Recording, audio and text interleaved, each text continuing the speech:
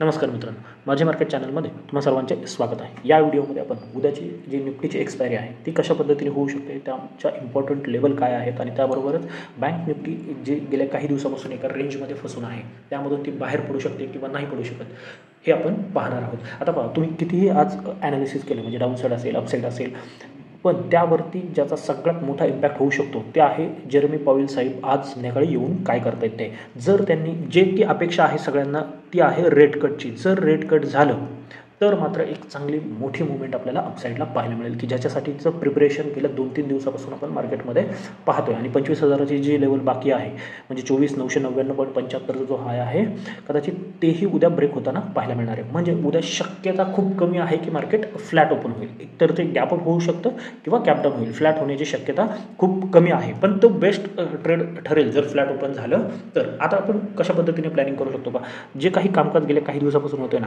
जर तुम्ही एक ट्रेंड लाईन केली तर तुमच्या काय लक्षात येईल, गेल्या 2-3 दिवसापासून जी रेंज फॉर्म होत होती ना, आज त्याचा एक ब्रेकआउट बनताना तुम्हाला पाहायला मिळालेला आहे आणि त्याच्यावरती जाऊन मार्केट बंद आहे। मार्केट इन द सेन्स खास करून निफ्टी डाऊन साईड ही तुम्ही जर पाहिलं तर या पद्धतीचं एक फॉर्मेशन आपण घेऊन चालू शकतो।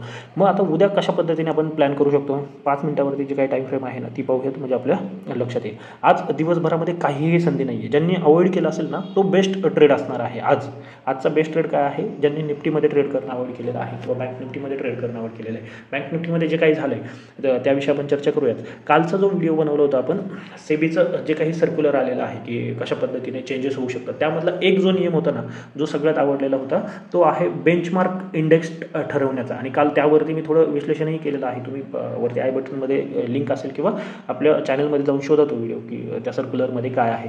तर जर हे बेंचमार्क इंडेक्स ठरतंय किंवा ते इम्प्लिमेंट होतंय ना तर हा सगळ्यात मोठा फायदा असू शकतो, जे की एक्सपायरीला केलं जाते। मी बँक निफ्टीच्या याच्यामध्ये सांगतो म्हणजे ते जास्त क्लिअरली समजेल तुम्हाला की एक्सपायरीला काय केलं जाते। आता निफ्टीसाठी ज्या महत्त्वाचे लेवल आहेत ना त्या काय आहे, मार्केटमध्ये एक ब्रेकआउट आहे, बरेचसे लोक आता BTST घेऊन गेलेले असतील किंवा कॅरी फॉरवर्ड पोझिशन घेऊन गेलेले असतील। आता उद्याच समजेल की त्यांचं काय होतं याच्यानंतर। पण आता आपण ट्रेड कशा पद्धतीने प्लॅन करू शकतो का, इथून मार्केट जरी वरती निघालं ना तर सगळ्यात महत्त्वाचा जो रेजिस्टन्स आहे आपल्यासाठी तो हा असणार आहे, तो आहे 25,020 ते 30 म्हणजे राऊंड फिगर 25,025 हा एक महत्त्वाचा रेजिस्टन्स असणार आहे। आता फक्त उद्या एवढंच पाहिजे, जर गॅप अप होतोय तर याच्या वरती होते की याच्या खाली होते। जर इथे ओपन होतोय कुठेही तर मात्र थोडी वाट पाहिजे काय वाट पाहू शकता तुम्ही, जर 25च्या खाली ओपन होतोय ना तर मार्केटला एकदा रिटेस्टिंगला इथे येऊ द्यात। मग ती लेवल 980 असू शकते किंवा 25,000 असू शकते। इथे येऊन एखादा डबल बॉटम असेल किंवा कोणतंही बुलिश फॉर्मेशन बनत असेल तर तुम्ही इथे बाईंगची पोझिशन क्रिएट करू शकता। उद्या एक्सपायरी आहे, एक चांगलं शॉर्ट कवरिंग, अगदी फायनल टार्गेट हे 25,200-250चं सुद्धा असू शकतं। मोठं वाटत असेल आता इथून पाहताना, पण तरीही तेच असणार आहे, कारण का 25,000वरती ज्या काही पोझिशन्स बनल्यात आणि जर त्या उद्या कट झाल्यात तर एक चांगलं शॉर्ट कवरिंग आपल्याला पाहायला मिळणार आहे। पण आपण रिअलिस्टिक टार्गेट जे ठेवू शकतो ना त्याविषयी बोलूयात। 25,025च्या वरती जे पहिलं टार्गेट येणार आहे ते आहे 25,075, त्याच्यावरती 25,125 आणि 25,200 या टार्गेटसाठी तुम्ही प्लॅन करा। हे टार्गेटमध्ये कशासाठी आहेत की तुम्हाला स्टॉप लॉस ट्रेल करता आला पाहिजे किंवा काही क्वांटिटी तुम्ही तिथे प्रॉफिट बुकिंग करू शकता यासाठी आणि तुमचा स्टॉप लॉस त्या पद्धतीने वरती घेण्यासाठी असणार आहे। आता जर याच्या वरती 25,025च्या वरती जर ओपनिंग होते तर एकदा इथे येऊन मार्केटला डबल बॉटम बनवू द्यात किंवा खाली जरी आलं तरी काही हरकत नाही, पण इथे कुठेही पुटचा ट्रेड प्लॅन करायचा नाही। कदाचित गॅप अप होऊन एक शार्प कट येऊ शकतो, पण त्याच्यासाठी ट्रेड प्लॅन करू नका, ते थोडं हायपोथेटिकल आहे किंवा ते होईलच अशी शक्यता कमी आहे, म्हणून हा ट्रेड प्लॅन करायचा नाही आहे। हा ट्रेड कधी जर मार्केट इथे गॅप अप होतोय आणि खाली येऊन ही जी ट्रेंड लाईन आली आहे ना ती ब्रेक होती तर आपण त्या पद्धतीचा ट्रेड प्लॅन करू शकतो, अदरवाईज नाही, हे लक्षात घ्या। म्हणजे एवढा मोठा 100-125 पॉईंटचा मूव सोडून द्यावा लागेल, पण याच्या खाली सुद्धा चांगली मुवमेंट तुम्हाला मिळणार आहे। म्हणून गॅपअपच्या केसमध्ये फक्त कॉलचाच आपण विचार करणार आहोत। डाऊन साईडचे ट्रेड मार्केट खाली गेलं तरी आपला SL घेऊन जाईल आणि मग आपण सोडून देणार आहोत या पद्धतीने। आता फ्लॅट ओपनिंग होण्याची शक्यता कमी आहे तरी हे डिस्कशन करूया। जर फ्लॅट ओपन होते मार्केट इथे थोडा वेळ सस्टेन करून जर ब्रेकआउट येतोय ना तर तो बेस्ट ट्रेड आपला बनणार आहे, कारण का स्टॉप लॉस अगदी छोटासा येईल।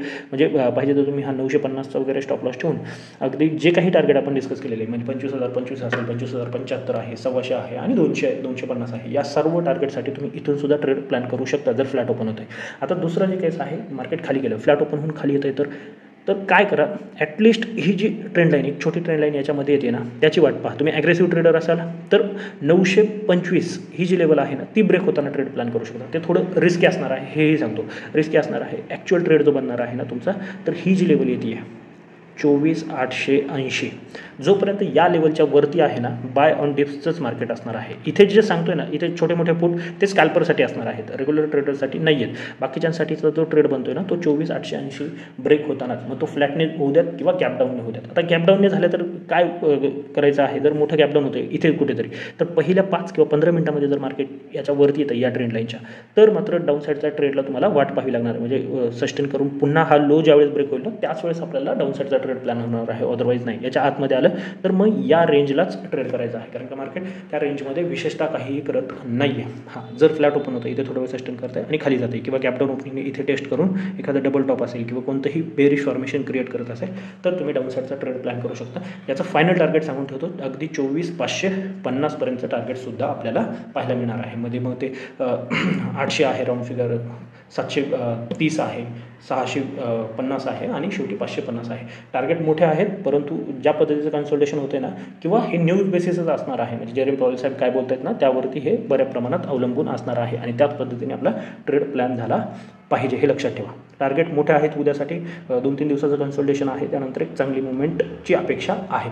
आता बँक निफ्टी पहा. बँक निफ्टीमध्ये काय झालं, गेल्या काही दिवसापासून बँक निफ्टीमध्ये जी मुवमेंट अपेक्षित आहे ती होत नाही आहे. अवॉइड करण्यासारखाच इंडेक्स आहे. आज ना निफ्टीमध्ये ट्रेड बनला आहे ना बँक निफ्टीमध्ये ट्रेड बनला आहे. ज्यांनी अवॉइड केलं असेल आज दिवसभराचं ट्रेड, एखाद दुसरा ट्रेड ठीक आहे, परंतु जर जास्त ट्रेड केले असतील तर मात्र अवघड आहे. आज ज्यांनी अवॉइड केले ना तेच चांगले ट्रेडर आहेत, किंवा त्यांनाच प्रॉफिट झालं असं समजा, कारण का बाकीच्यांना तरी काही मिळालं नसेल. पहा इथे काय झालं, आज जर तुम्ही डेटा पाहिलं ना, तर पहिलं सकाळी ज्यावेळेस ओपनिंग झालं ना, तर 51,600 आणि 51,500 हे दोन्ही स्ट्राईक प्राईस जर तुम्ही पाहिलं तर तुमच्या लक्षात येईल, म्हणजे तगड्या पोझिशन या दोघांमध्ये बनल्या आणि पूर्ण दिवस मार्केटने काय केलं, फक्त थोडंफार कुठेतरी दाखवलं. शेवटी जरी तुम्हाला इथे 621 दाखवत असलं ना, तर फायनल क्लोजिंग हे 550च्या आसपास आहे, म्हणजे काहीही झालेलं नाही. आणि काल जे आपण डिस्कशन केलं ना, त्यामधला तोच पॉईंट महत्त्वाचा होता की बेंचमार्क इंडेक्स जर असेल, म्हणजे एकच इंडेक्स आहे ज्याला वीकली एक्सपायरी भेटेल ना, तर त्यावेळेस या पद्धतीचं ट्रॅपिंग किंवा या पद्धतीच्या पोझिशन बनणं थोडं अवघड होणार आहे. म्हणून तो एक रिटेलरसाठी खरंच फायद्याचा निर्णय आहे. म्हणजे माझ्या दृष्टीने तरी प्रत्येकाचं मत त्यावरती वेगळं असू शकतं, परंतु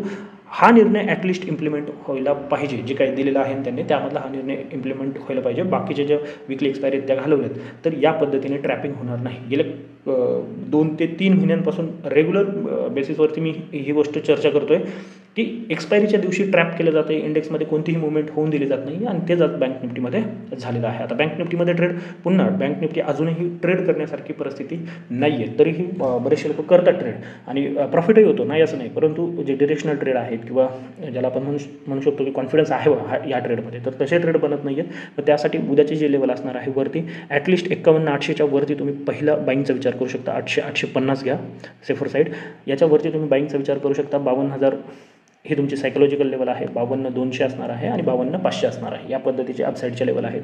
डाऊन साईड अजूनही 51,300 जोपर्यंत ब्रेक होत नाही, आणि चांगलं ब्रेक, म्हणजे असं नाही की एखादी कॅन्डल गेली आहे, सस्टेन करून ब्रेक होऊ द्यात किंवा ब्रेक करून याच्या खाली सस्टेन करू द्यात, हे दोन्ही पॉईंट महत्त्वाचे आहेत.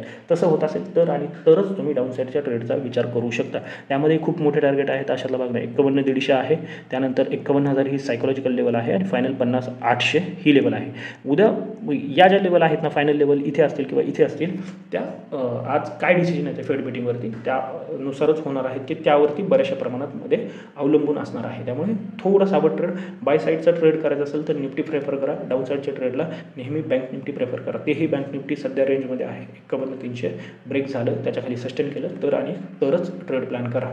एक्सपायरीचा ट्रेड निफ्टीमध्ये उद्या चांगला बनू शकतो. फक्त तयारी ठेवा आणि योग्य लेवल ब्रेक होण्याची वाट पहा. मध्ये घाई करू नका. कदाचित 11 वाजू शकतात, 12 वाजू शकतात त्या रेंजच्या बाहेर पडायला, परंतु त्यानंतर सुद्धा चांगली मुवमेंट मिळू शकते. जर ही माहिती आवडली असेल तर नक्की या व्हिडिओला लाईक करून चॅनलला सबस्क्राईब करून घ्या. आणि काल सेबीचं जे सर्क्युलर आहे त्याविषयी चर्चा केली, तो व्हिडिओसुद्धा एकदा पाहून घ्या. तर आजच्यासाठी एवढंच. धन्यवाद. जय हिंद, जय महाराष्ट्र, अँड कीप ट्रेडिंग.